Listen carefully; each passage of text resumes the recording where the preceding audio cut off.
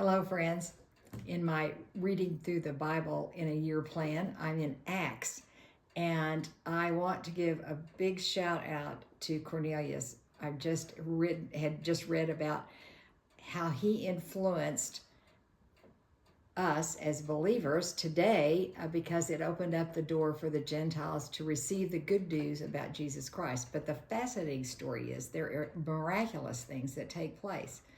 First, there's like visions, angel, Holy Spirit speaking very clearly.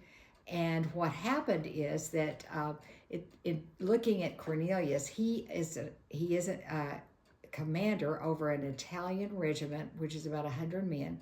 But it says he's a very devout man, and that's a man who is he's just a spiritual man.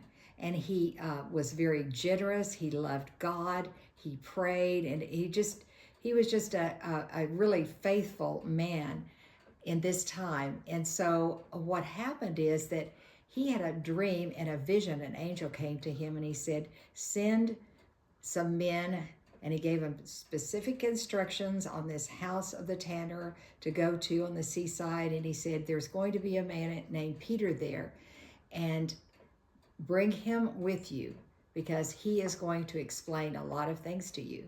And so meanwhile, while Cornelius had sent these 3 men to get Peter, Peter is waiting, and he's up on waiting for dinner, and he himself sees this vision come down from heaven. It's like a sheet, and in this sheet are all these animals and wild animals and creeping things and birds and fish and things like that.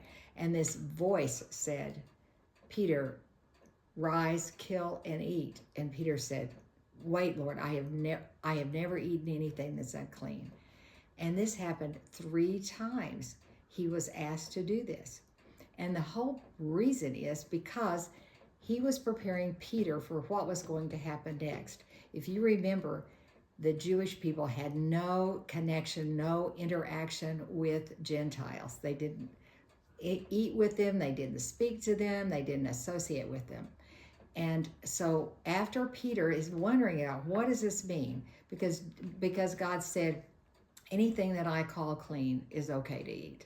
So with that, there was a knock on the door, and there were 3 men there, and God, the Spirit, spoke to Peter and said, go with these 3 men. And so it was all laid out. But Peter had specifically had to hear from the Lord that it was okay to go with these 3 Gentile men. And then he goes, they go to Cornelius' house. Cornelius welcomes them. He has all his friends and family in because they want to hear what Peter has to say. And I was amazed because Peter goes through the whole story about Jesus, but he didn't even get to finish his message as he was talking because the people who heard it had such faith, they received it, and it said the Holy Spirit fell on them, and they began to speak in other tongues.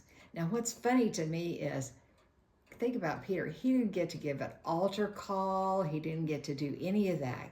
And the people were so receptive. And to me, I think that's what's going to be happening in what we are praying for, revival or renewal or an experience of the Holy Spirit in people's lives, because people are going to be hungry to receive from the Lord.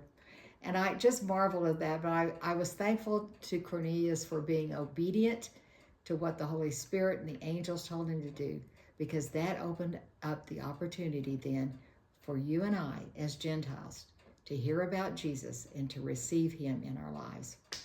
Love you.